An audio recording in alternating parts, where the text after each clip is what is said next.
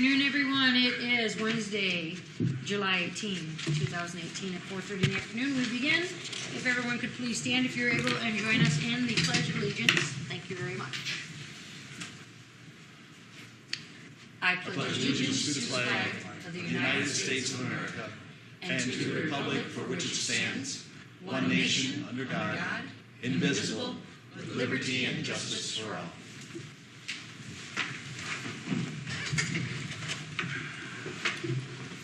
Thank you. And we shall begin with a roll call now, please. Brad Hint. Here. Sean Brewster. Here. Pete Hamill. Here. Greg Gills. Here. Tom Eggers. Here. Thank you. Here. Number one on our agenda, mic check, is approval of the agenda that is before you. There are no changes. Do we have a motion to approve the agenda that is before us? So moved. Support. Thank you. And a roll call, please. Hamill. Aye. Eggers. Aye. Hint. Aye. Gills. Aye. Brewster. Aye. Thank you. Number two on the agenda, public comments. Are there any public comments at this time? Can hear the crickets chirp. There are no public comments. We will move on to the consent agenda. And the consent agenda are board minutes, summary list of claims, financial reports. Questions, comments, discussion? If not, we will need a motion to approve. So move. Second. Thank you. A roll call, please. Gills. Aye. Brewster. Aye. Hint. Aye. Hamill. Aye. Eggers. Aye. Thank you. Going into new business, we will now consider the second reading of the ordinance amending the downtown parking and parking restrictions on a portion of East 6th Street. I have not heard anything regarding this, so it is up to you, council, if you want to approve the second to go to a third, or if you want to waive that. Again, I'm all for just waiting and going through the third reading just to make sure everyone has had their chance to let us know if they have any opinions or comments. So with that said, is there a motion to approve the second? So move. Support. Thank you. There's no discussion, so I would like a roll call, please. Gills. Aye. Hint. Aye. Hamill. Aye. Eggers. Aye. Brewster. Aye. Thank you. Number 5 on the agenda, we have a pay estimate number 2 on the wastewater treatment facility project. And that is in the amount of $408,544.09. Do you want to touch base? Everything's going well now? Sure, yeah. The project is moving along actually quite nicely. They are working mainly in the SBR basin areas right now. They have a good chunk of the basement for the Inlet Works building done and some of the structures associated with that. We've run into a few minor soil issues, but to be honest with you, it's not as bad as what I anticipated. So we're doing okay. Good. Next week, Thursday, they got an awfully big pour scheduled. If they make it a little over 900 yards, I plan on pouring next week, Thursday. So but things are going well. That'd be interesting to see. Good. Thank you for sharing with that information with us. I appreciate it. Do we have a motion to approve pay estimate number 2? So moved. Support. Thank you. Any discussion? A roll call, please. Gills. Aye. Brewster. Aye. Eggers. Aye. Hamill. Aye. Hint. Aye. Thank you. Number 6 is considering a wage resolution for our Economic Development Director. Just real quick, I want to point out this came before the city in February. There was a little communication error getting that information to the appropriate people to make sure that took action. So this was left out in our last resolution. We apologize for any inconvenience that caused, but it was a communication error that wasn't brought to the council, mayor, or city clerk's attention at that time. So thank you for the SEDC for bringing that to our attention now. Brad? I'll make the motion to approve. Thank you. Second. Thank you. And a roll call, please. Brewster. Aye. Hamill. Aye. Hint. Aye. Eggers. Aye. Gills. Aye.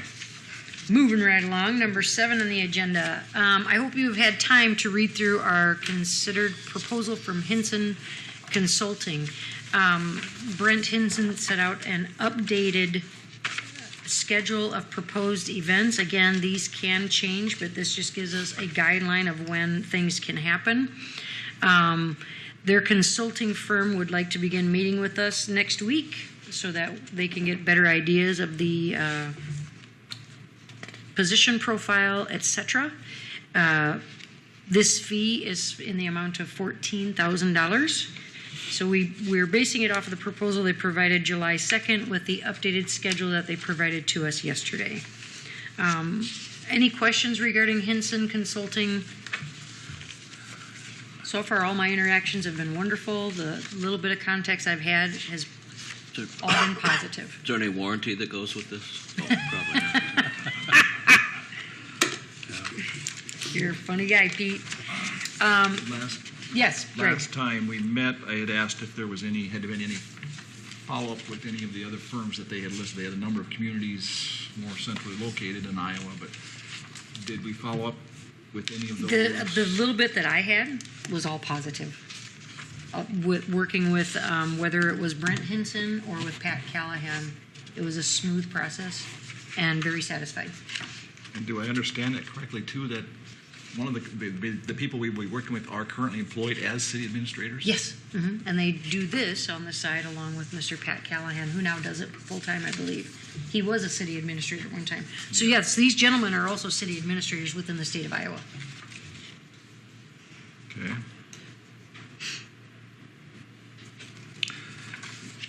A kind of question I have is, we have last time we had a lot of people want confidentiality all the way through. This, they talk about a citizens open meeting deal.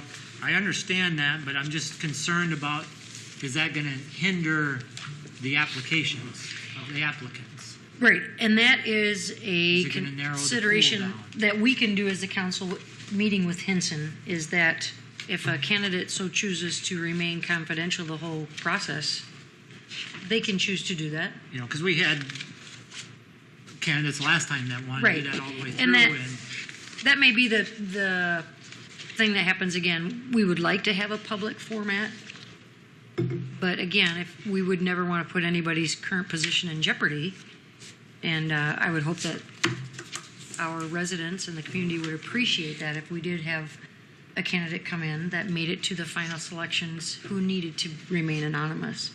So that's something that can continue to happen, Brad. Okay. Even though we can say we would like to have this format and this forum, if they need that confidentiality to happen, that can remain. I did talk to Brent about that. Yeah, I would stress, I agree with that, and I think that certainly needs to be part of it.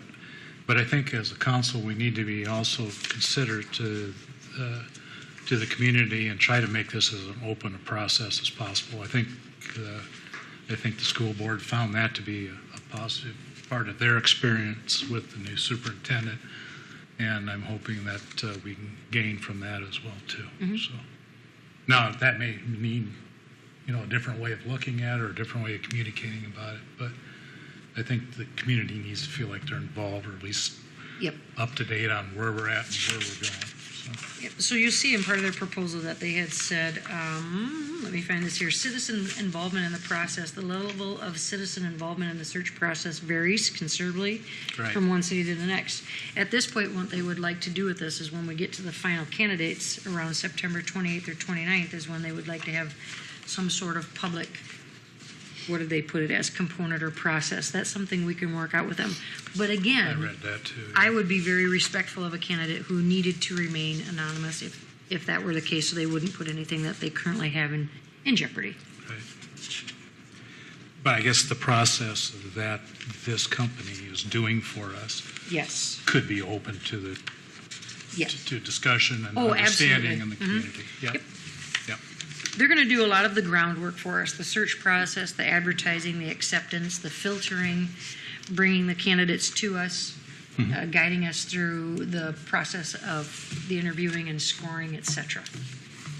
Which I don't know about you guys, and especially Todd and Ange, but I look forward to that, someone guiding us and helping us along on that, because I feel a little overwhelmed at times. You? No comment? Okay. Yep, it's on. Okay. So, Brent Hinson is available if we have any questions for him at this time. You know, during our council meeting, he said he would be available for us for questions to be answered if you had any. On top of this, we'll still have the expense if we bring the candidates in from outside of the area for lodging and transportation. Exactly. Okay. Yep. And a lot of this is, when you looked at the whole packet, I want you to remember that a majority of that packet is an example.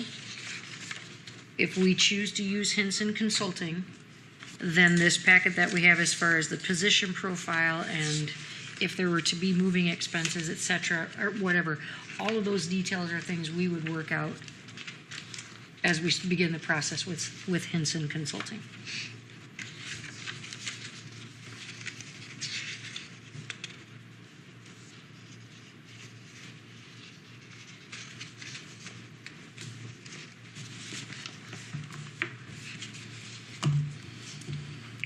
I'm just wondering if there's any questions or discussion. Any questions that we might need to call Brent Hinson about? Do they cover the advertising costs, or is that on top of this yet? That's a good question. Position That is advertising. included. I have not Okay. seen a cost that, I have not seen anywhere in this proposal where we would pay for that. They run all of the, thank you. Page 2. Thank you very Page much. two, yeah, that's it. There we Paid go. Advertising. Position, advertising, and profile, yep. Yeah, but it doesn't talk about published newspaper or anything like that. Brad, it would Basically, be my interpretation that the only paid advertising is the one specifically listed. that's what I would say too. Mm-hmm.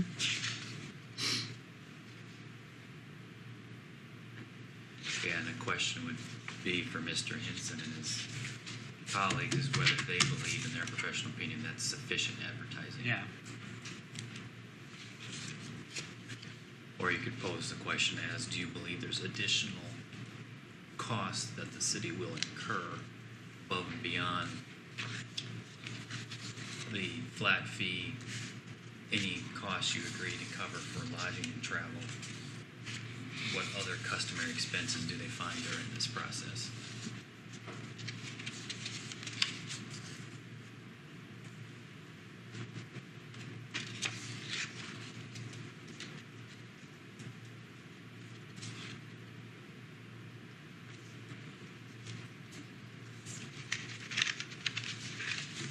Is that something you would like me to inquire right now?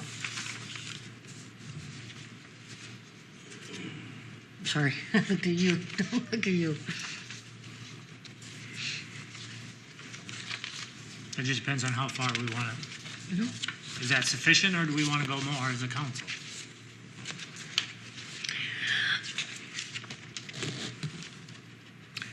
I think what we're really considering here is the hiring of their expertise and the ability to match a candidate to a city needs. As far as advertising is concerned, my experience from the business sector is that usually once it's decided on what we feel we need to do, those expenses as far as the advertising development is usually that of the client or the person who's hiring the firm. They'll place them, they'll do all that stuff. Mm-hmm. But the expense would fall back, and in this case, on the city. So it would surprise me if that's included in their $14,000.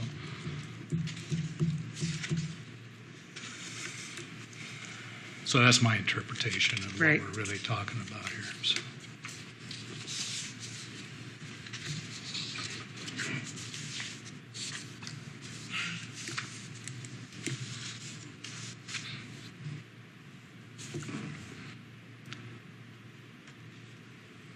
What were the advertising in if we went local? Do you remember off the top of your head anyone a couple years ago? Like the Journal or the Register or I think we advertised in Sioux City and Sioux Falls. Sioux City, Sioux Falls, and local. Maybe the Des Moines Register, I don't remember. I just think it was maybe around, do you remember that, Ange? 400 or 500 maybe? I think the Register and the Journal are more closer to 1,000. Each. Okay. So that's something, but I agree with you, Tom, you know, will this be sufficient advertising? This is what they do, and it's not like they just started doing it. They've been doing this for years. And have they, I don't see it in this packet, but it seems to me I saw in something that they sent some kind of a track record of placements. Right, it was in the July 2nd proposal. That's when it, okay. Yep. So there's 1, 2, 3, 4, 5, 6, 7, 8, 9, 18 different cities they've worked with. Okay. The worst case scenario, what happens if we get down the road and we have candidates we interview that we don't like? Right? We keep going. Then do we start all over with I them? know. Or do they continue I would on hope until that, we find somebody that we like? Because that could happen. Yeah, I agree. But I would also hope that looking at their track record and that knowing they just helped Carlisle City and Keokuk and Mason City and Britt City just within this past year, and how many in 2017, I would like to believe that this is what they do. They've been doing it for years, 20 plus years with Mr. Callahan, that they would be able to find the right candidate based on what we're looking for. I'd almost think that they have a pool of candidates that, That are just that waiting. once they understand where we Right. want to go, they may be able to just directly Yep. solicit. I would think so too. And even those who might be thinking of wanting to go somewhere else, like you said, a pool of candidates. So, yeah. Brad, is your question, when are they done? Are they done when they get through the projected steps, or are they done only when we have a city manager? Yeah, when we have a city manager. I mean, are they, yeah, that would be my ultimate question. Are they done when we decide on a candidate?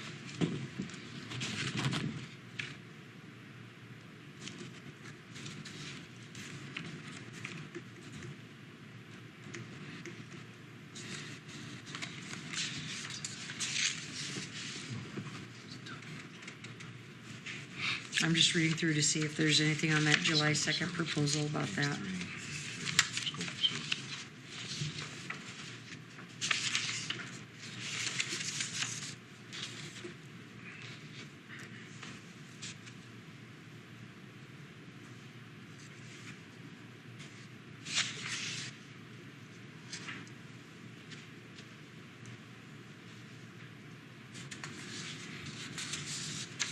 It would not surprise me if they reset the clock after the end of this proposed schedule that they've got laid out. But I guess that would be, Mike had a good suggestion in terms of asking what other expenses are we looking at incurring in this process. That would be a second follow-up question. Okay. If at the end of this list of 8 to 10, that we've narrowed down to 4 or 5 and we find, or we have narrowed down to 0 potentially, then what? And then we come back and we start again at 14,000, or I guess that's a question. I'm always a little skeptical with consultants and engineers and such. You think you've got it all covered, and then all of a sudden, no, that's not in there. And so I guess we need to prepare ourselves. I mean, I mentally prepare myself that there's going to be expenses we don't foresee now in this process. Yeah, because there's a scenario where either from the city's side, there's not a candidate that the city wants to hire, or on the flips, a little bit different scenario is there are 2 or 3 candidates that the city would like to hire, but ultimately they all say no. Then what? Yes. And I would think that we start over, the clock starts over and the fee starts over. But that's a question that needs to be. I would like to know that up front rather than after the fact. Is there a way we could, I mean, you said he's available to He's contact? available. What happens if we ask those questions and you make a phone call and we take a recess or move on to the next agenda and see if we can get Take those a little answered. recess and I can do that? It's an idea. Yeah. It'd be nice to move it along Okay. Yes. that way. Because They're otherwise good it's, questions, because it does vary from the business arena Right. where they'll do the work, they'll try to line you up, and then if you hire them, then you pay the fee. If you get a hire, that's when you pay the fee. So this is a little different than that. Let's write the contract that way. Right. Well, I mean, that's what most headhunters or You get the placement- fee once the They candidate's get a been fee hired. when Yeah. they have a Right. successful candidate match. Yes. Right. I guess, do we know that that's not the way that this is? It doesn't say. It could It very doesn't well say be when it's matched. due either. It doesn't That's say true. that. So we'll write that down too. The way Payment the due schedule upon is the laid out hiring and of a city everything. manager. Yep. They're committing through September Right. 12 or whatever. I mean, it's September I'm looking at the old 20 one, September 28 or whatever. Yeah. And after that, it's October 3. He hires again. I think there's Okay. success. So let's do that. Let's come back to this. We'll go through the rest of our agenda, then we'll recess so I can make that phone call with another council person, and then we'll come back to answer those questions. So let's postpone number 7 and move on to number 8, discussion of solid waste collection agreements. Jeff and Nikki Schwartz are here. Thank you. I also talked to Mark Gertler.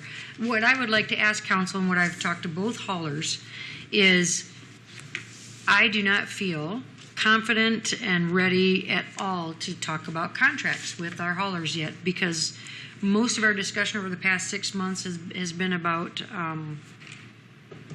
our ordinance, enforcing our ordinance, trying to better our recycling and communicate with our residents.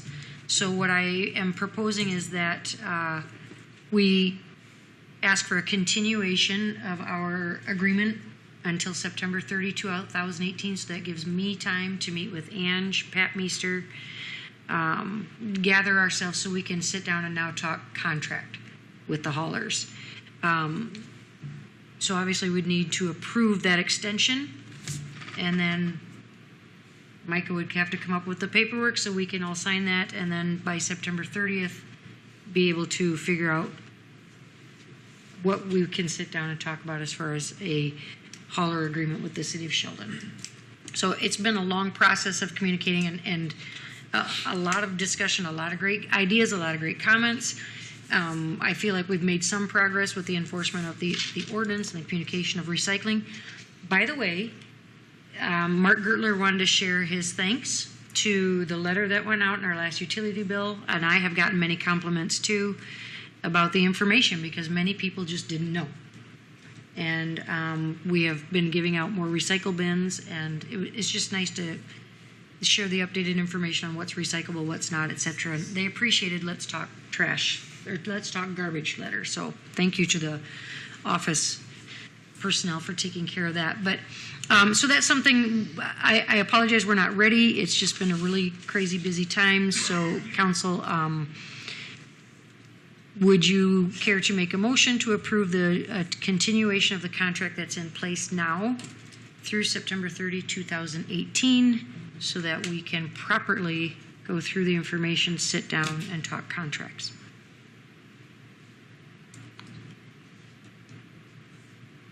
I move that we extend the current contract to September 30th, 2018. Support. Thank you, Pete. And may I have a roll call, please? Yes. Aye. Hamel, Aye. Eggers, Aye. Keels, Aye. Brewster. Aye. I would like to go over staff reports, and then we will briefly recess so I can make a phone call and come back. So at this time, who wants to go first? Lyle, you are just biting at the bit. Let me, my turn. Hi, Lyle. Thank you very much, Chief Bokuma. Thanks, Lyle. Handouts, thank you. Oh, we always get handouts. He's showing off. Yeah, I know, right? Hey, do you guys have handouts? I'm just kidding. We got time. Go make copies. Thank you very much, Nikki. Thank you, Jeff. Talk to you soon. Who? Todd. You got a blank one. What I did was just a kind of a summary on the fireworks complaints this past year. As you'll see there, in 2018, we had 49 complaints called in. That compares with 29, which we had a year ago, so it just about doubled. Then I broke it down a little bit by when the complaints came in. 4 of them were before the June 20th date. 21 of them were between June 20 and July 5, and then 24 of them were between July 6 to the present. Of the 21 complaints that were called in between June 20 and July 5, 16 of those were called in after 10 p.m. And then I just kind of did a breakdown of why people called. 30 of them, which that's a pretty high number. What happens there is when dispatch and everybody gets busy, they oftentimes don't really take the time maybe to write out all the information as to what the caller is saying or whatever. So 30 of them didn't really specifically list a reason why they were calling. And then you'll see down below there as well, I won't read that out loud for everybody, but there's just a variety of complaints of why people called in. We did write 5 citations for violations. One of those was before July 7, and actually that was the officer went there and then figured out there was underage drinking there as well. So there were 2 tickets for underage possession of alcohol and 2 tickets for providing alcohol to somebody underage. And then the remaining 4 occurred after July 7. Thank you, Lyle. But then this was the full time span that was allowed for fireworks this year. Last year it was shorter time because we just Right. got the ordinance. Right. If it happened so fast last year. So this was the first real full year that we had the full July or June 20 through July 5. Yes. Yep. And then I have letters and messages that have come in to me. 1, 2, 3.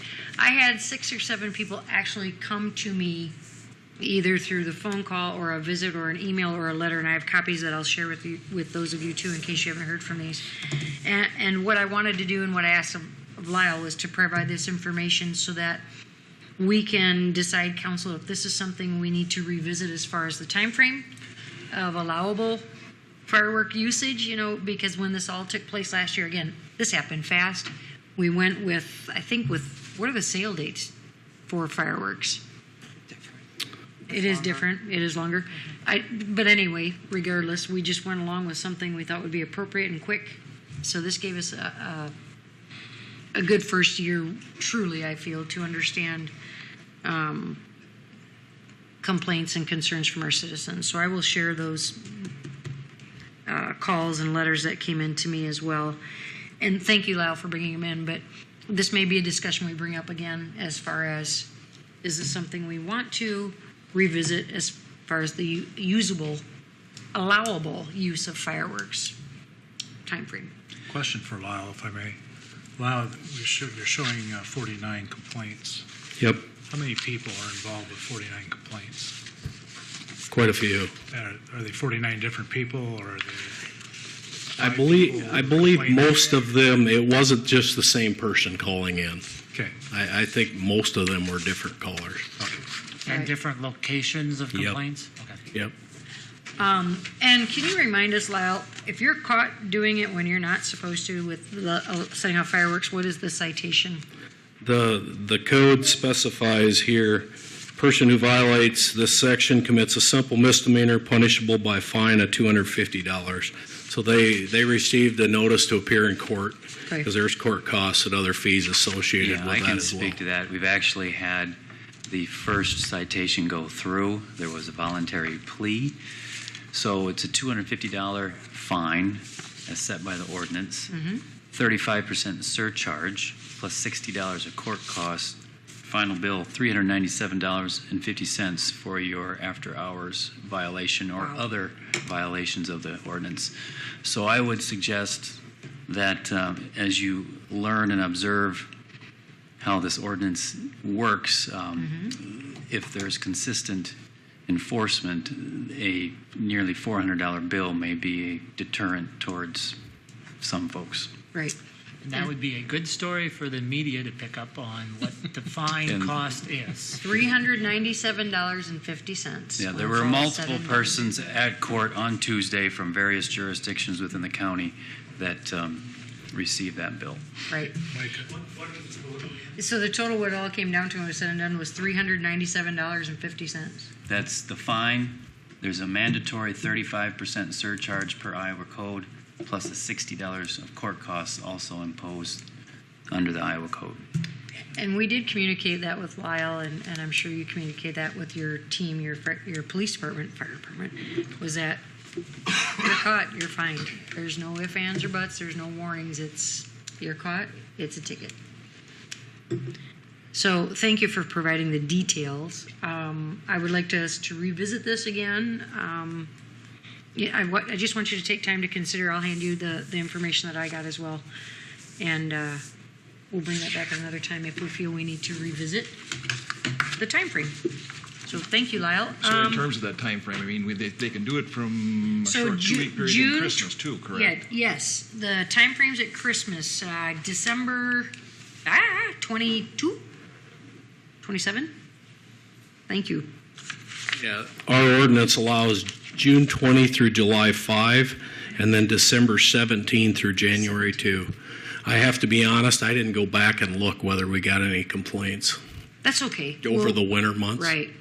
I didn't hear a lot. Maybe on the Well, the weather actual dictates anniversary. that that's not going to, I mean, most likely it's not going to happen as quickly, but Exactly. if we're going to revisit it, we need to keep that. Yeah, exactly. We'll think about that too. So I just, it's good to have the details. And what I had told people, and I'm sorry, Lyle, but as people were talking to me, I'm like, call the police. If it's after hours, or if you feel like it's something that is not right, call the police.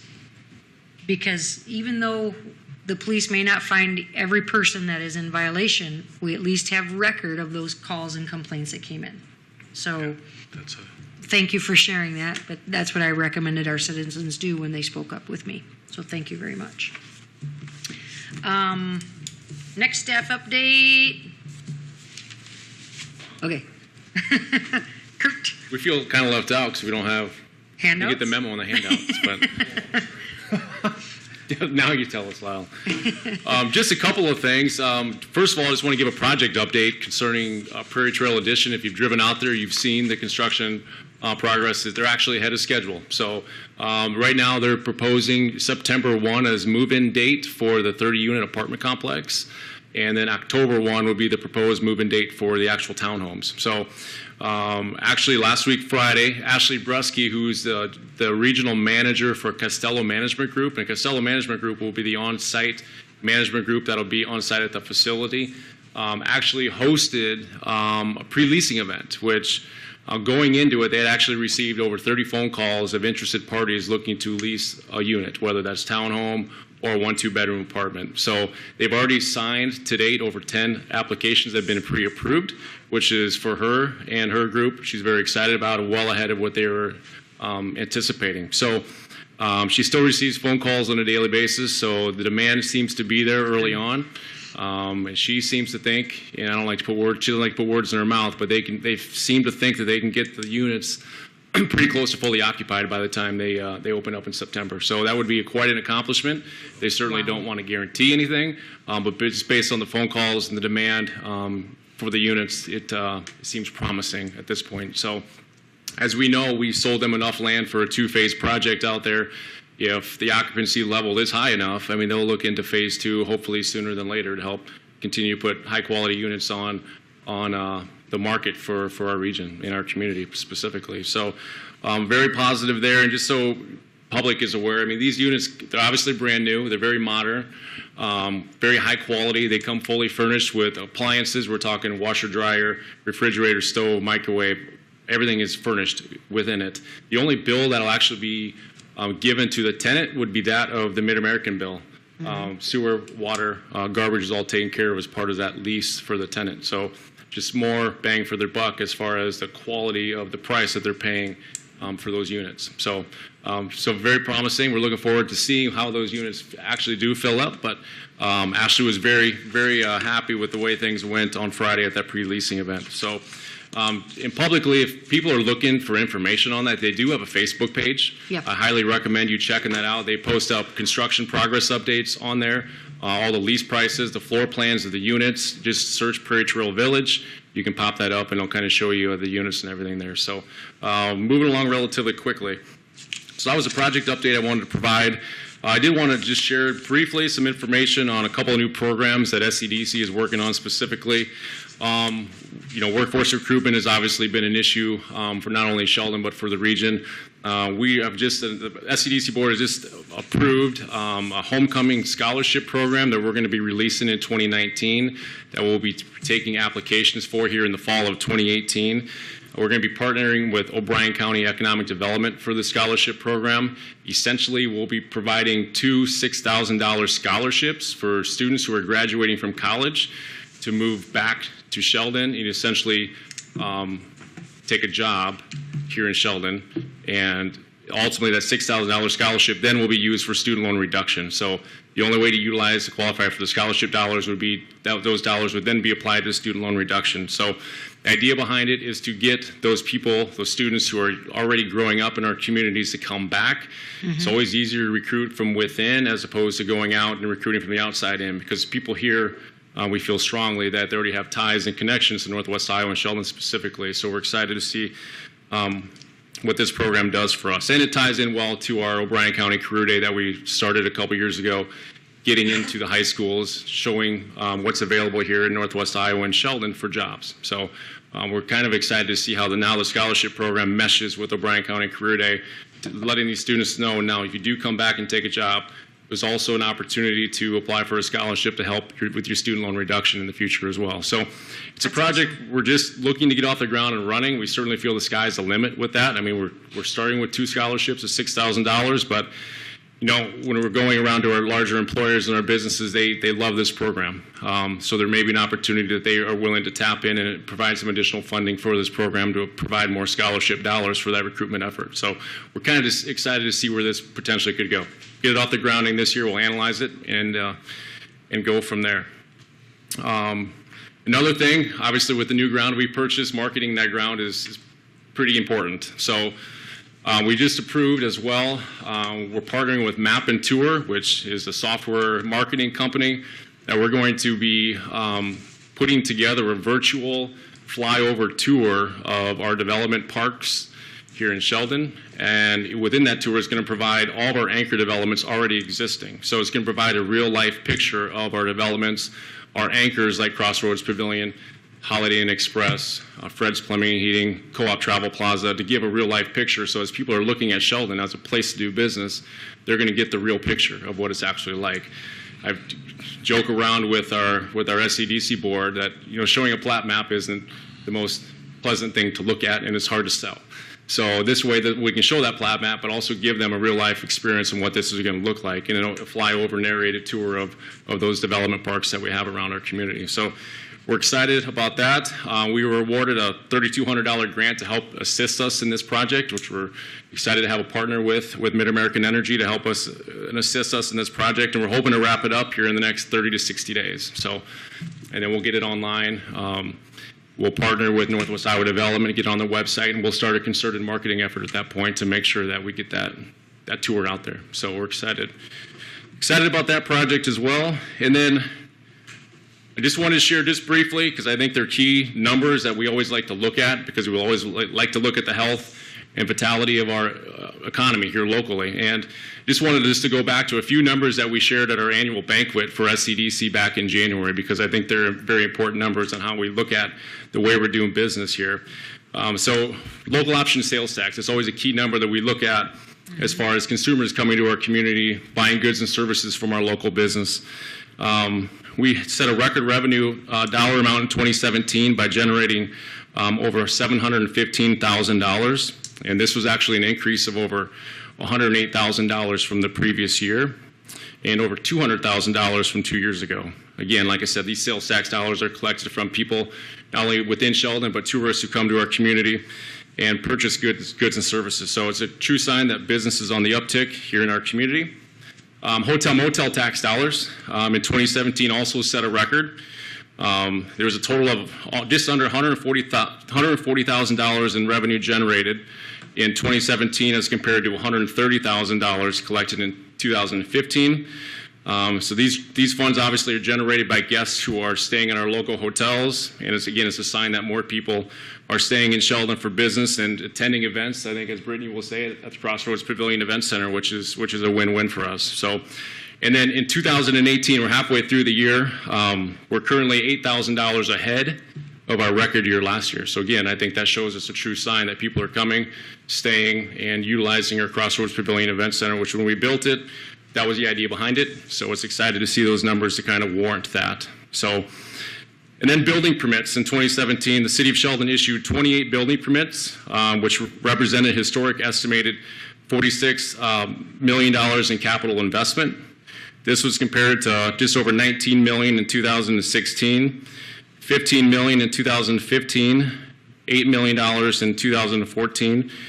So you can see that we're almost $20 million over our highest year on record in the past 5 years.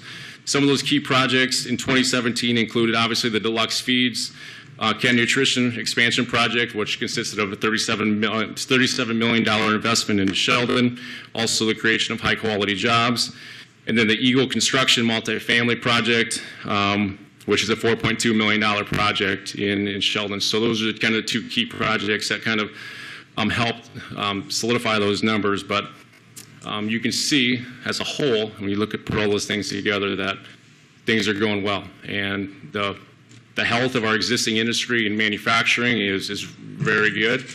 As you can see that they're all have expanded within the last 4 or 5 years. So it's always good to see that. As you know, 80% of all community growth comes from within, and that's your existing manufacturing and industry. To sort of see them doing well is a true sign of health for Sheldon.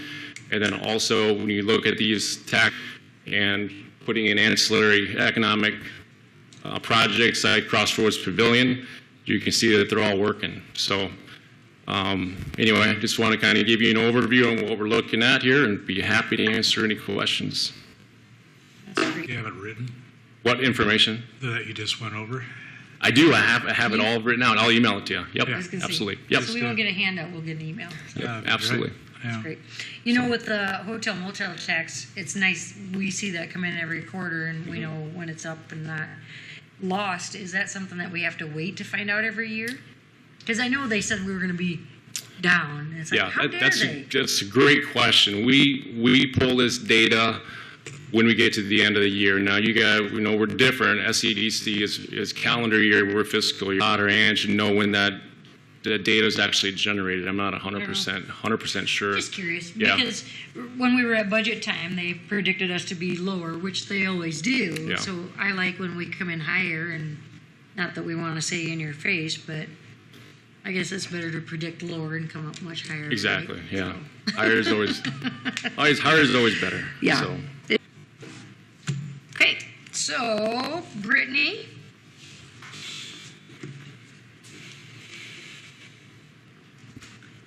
Hello. Hello. All right, so kind of an update on how we ended our first year at the Event Center. We just hired a new staff member, and she started last week.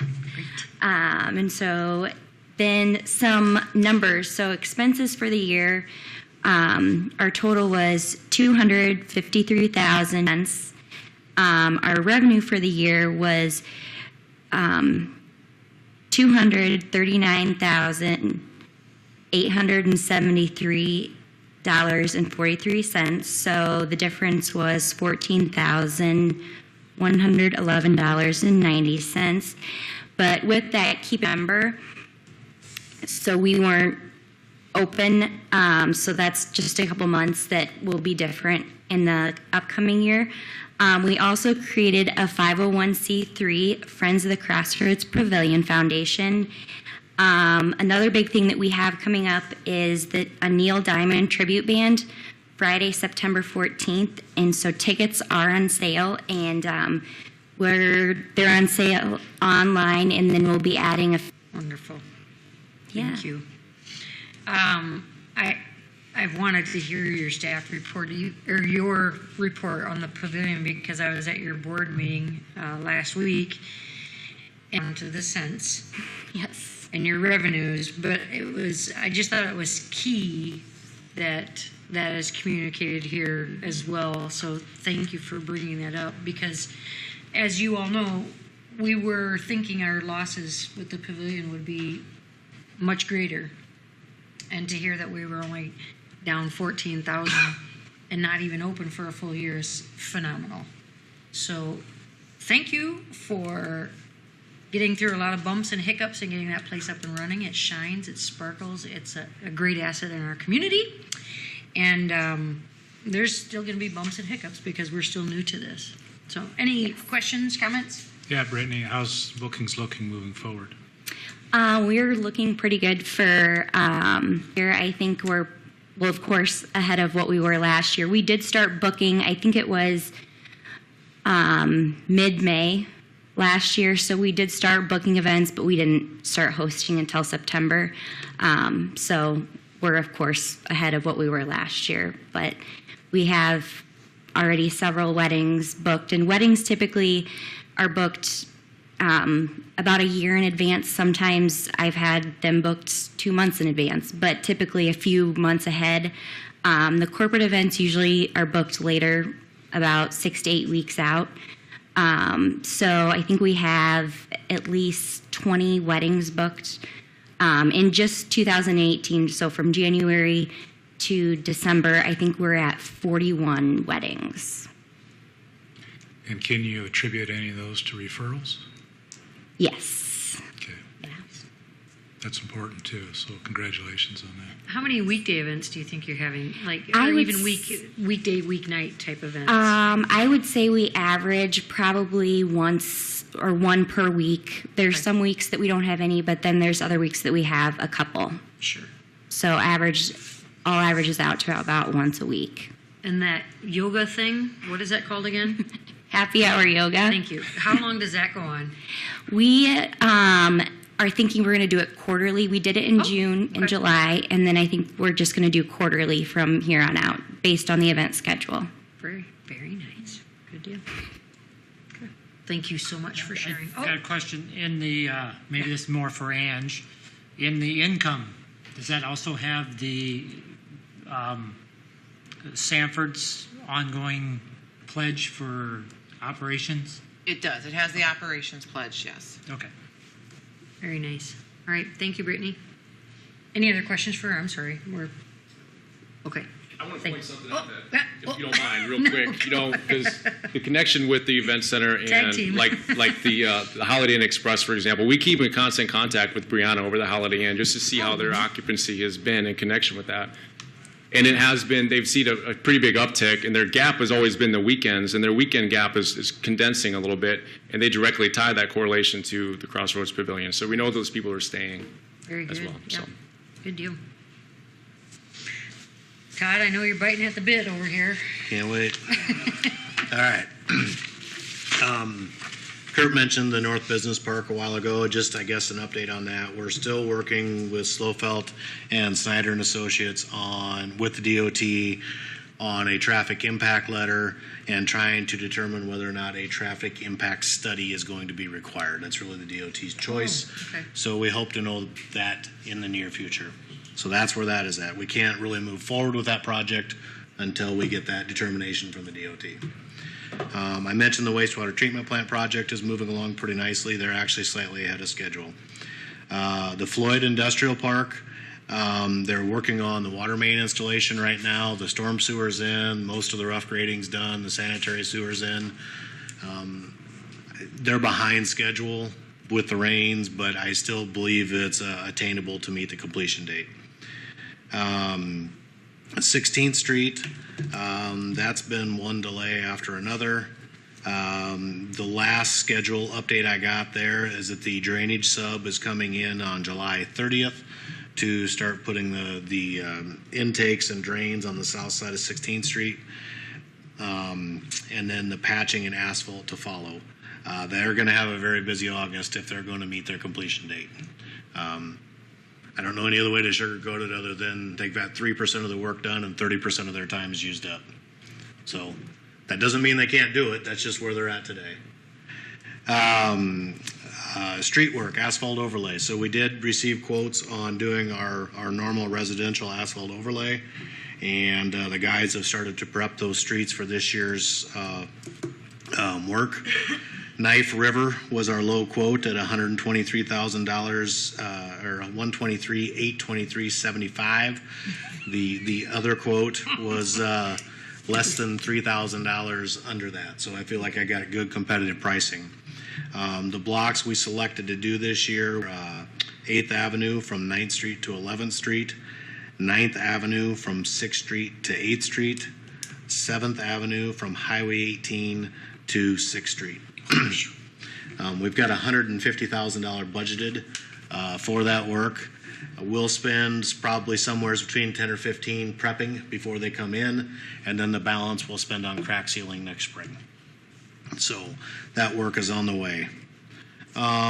Water department, nothing really crazy going on there other than the flooding in late June, early July did cause us to lose 3 of our water wells, 3 of our old collector wells, numbers 2, 3, and 4. We were able to shut them down before any issues. We're in the process now of working with the DNR, pumping them out, going through the disinfection process, and testing procedures before we can bring them back online. Well 2, I believe, is going to actually have samples sent tomorrow. Well 3 and 4, we might have to hand deliver on Friday. I'm hoping to have those wells back online next week. Oh, nice. Assuming we don't run into any issues. Are these all low volume wells? Are they? Yeah, they're 75 to 100 GPM. Which most of our shallow well producers, that's about all we get out of them. There's a couple of them that'll do slightly better than that, but we've been operating without them and doing okay. I don't want to go without them in the long run, but for now. But we've got to make sure that they're safe before we bring them back online. I mean, we don't want any mishaps there. So DNR has been really good to work with and helping us through that process to make sure that we do everything appropriately prior to. So we did contract some of that work out just because of some of the equipment that it takes to get it done. Wastewater, they've been flooded obviously with all the water. Things are, I guess, slowly coming back to normal. We did bypass pump obviously in several locations throughout the community in late June and early July. The DNR has been notified of all those bypasses. I'm not anticipating any issues or fines or anything like that. We're one of many communities that we're doing the same. So I guess one trail update I haven't probably notified anybody of. The flooding did do some damage to the bridge or trail bridge abutment and supports. I am working on getting some quotes on what repairs are going to be necessary there. I believe the pylons that actually hold the bridge up are in good condition. The concrete abutment that they pour on top of them, we've lost some of the material underneath there.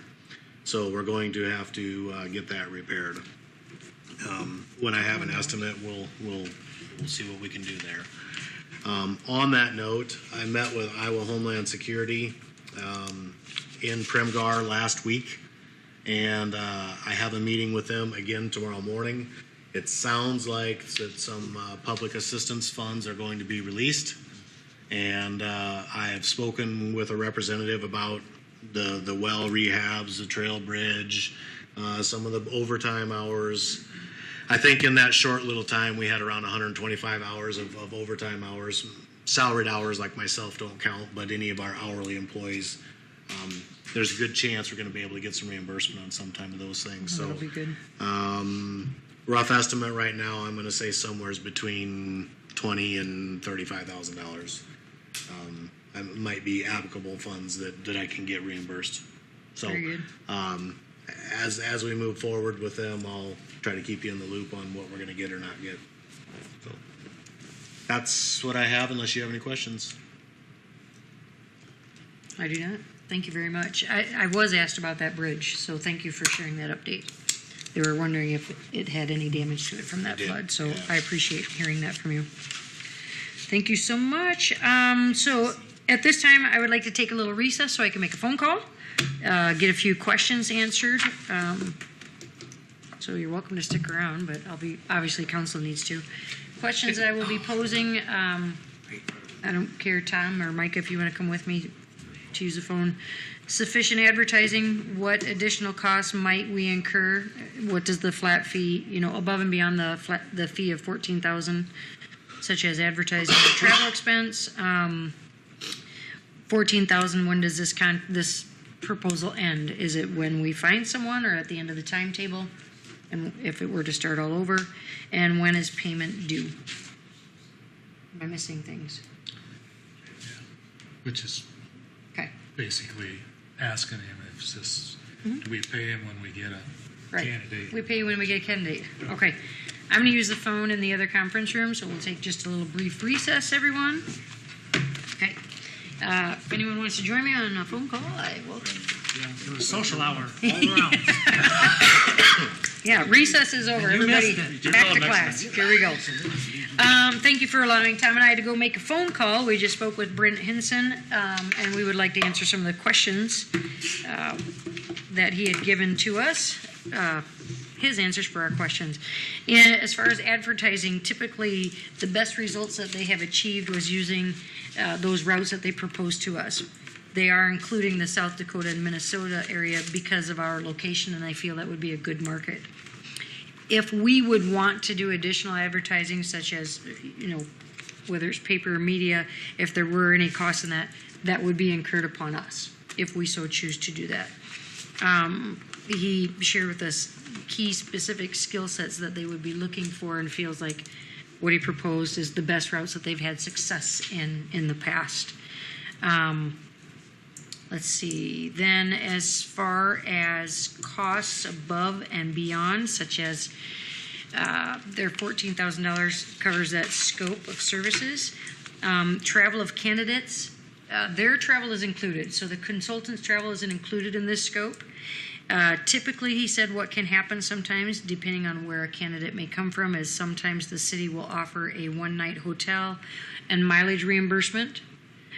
Or sometimes they negotiate if the person had to fly, but that will be dependent upon us when that time comes.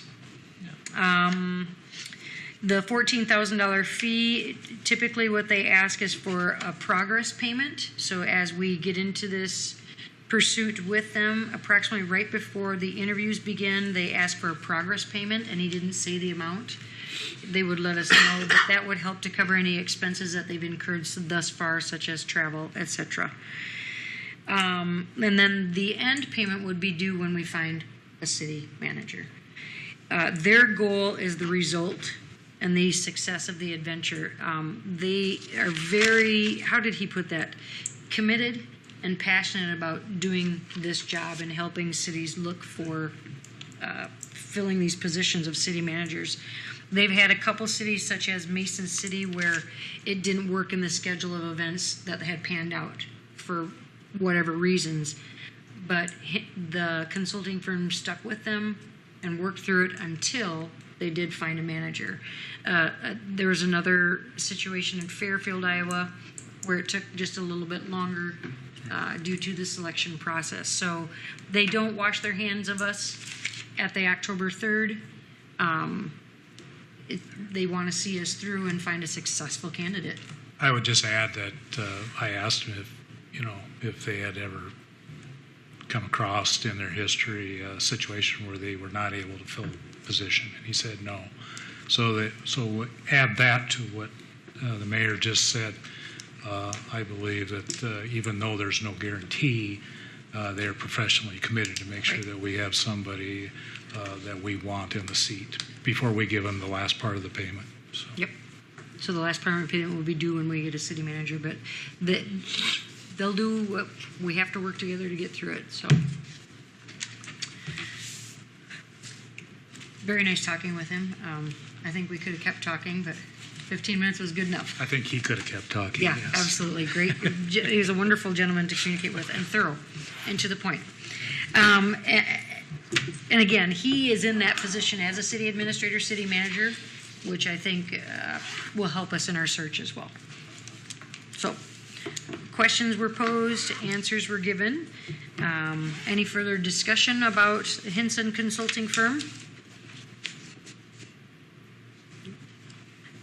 And Todd, Ange, your comments, thoughts on that process? Put you on the spot? No, you go ahead. I'm certainly not opposed to it. I think it lends us an opportunity to get our hands on more qualified people than the approach that we maybe used last time. That's obviously still no guarantee we're going to get exactly what we want or it's going to turn out the way we want, but I think it probably makes some sense.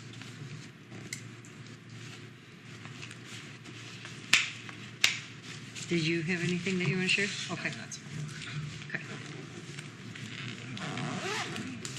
Any questions, comments, discussions? If not, are we ready to make a motion to approve the proposed fee of $14,000 and bringing on Hinson Consulting to help us in the beginning adventures of our city manager? I'll make the motion to approve the consulting fee contract services. I'll second that. Thank you. Any, so make sure I don't miss out on any discussion. Further? Roll call, please. Hamel, Aye. Hens, Aye. Eggers, Aye. Brewster, Aye. Gills. Aye. Wonderful. Then last on our agenda is comments. Anything further, Todd? I'm good. Lyle? Uh-oh. For real? Got more handouts? You were So lately, we've become the scam police. oh, yes. And we just did, Scam. thanks to our media for always putting these things out. I don't know how many times we've done that the last 5 years on all the different types of scams there are going around. And it never stops to amaze me that we'll put an alert out and then shortly thereafter, somebody will turn right around and do it. We had an individual from Sheldon that lost $16,000 in July. And I'm working on another one. I actually, it appears to be a fairly large sum of money again. That was, stay tuned, I'll put it out. But the public just needs to know you didn't win anything. You just did not. That would be super cool if you did, but you didn't. And don't fall for this. I feel so badly when these people sit in my office and they have tears running down their face because they've just given their money away to somebody. If you ever have questions about whether something is real and legitimate or not, please contact law enforcement. Usually there's a twist behind all these. You need to do this really fast. You got 2 hours. You can't tell anybody. And so the difficulty is that when they do go in an attempt to get scammed, and they don't know that's what they're doing, but that's what they're doing, they'll actually lie to their banker. They'll lie to the person who's taking the money from them and going to mail it off. Makes it real challenging. So please call us if you ever have anything that you're not sure of. Wow. Lyle, do you guys get support from the state and federal level on these things? No, not really. Can't say we really do. I mean,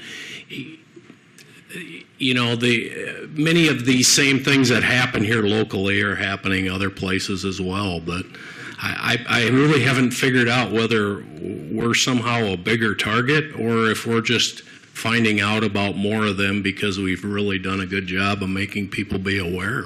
Mm-hmm. But there's, what really is discouraging is I realize that people don't always call the police. I'm sure that there's lots of victims out there that have lost a lot of money and they never said a word because they're embarrassed and they just figure, well, that's gone. No sense telling anybody. Sure. So, Wow. That's it. Thanks, Lyle. Council? Council? Just a reminder, our next meeting is Wednesday, August 1st at 12 o'clock noon. That'll be our last 12 o'clock noon meeting. And be prepared because we are going with Hinson Consulting. They will be reaching out to each one of us to visit individually to begin the process of finding a new city manager. So I think next week is when they plan to start reaching out and meeting with us, the week of July 23 or 24. So I think he's planning to come the 24th. 24th. Okay. Thank you. And I know some of us will be working during the day, so I know they're flexible with our schedules as well. So I'll actually be, I'll be out of town next week. Is it possible I could talk over the phone? absolutely. Yep. Okay. I know some others may be out of town as well, so absolutely. Thank you. All right. With that, Make the motion to adjourn. thank you. Support. Thank you. Like, do we have a second? And a roll call, please. Hamel. Aye. Brewster. Aye. Keels. Aye. Eggers. Aye. Kent. Aye. Thank you. Tom, you go out of town Do you too want much. these letters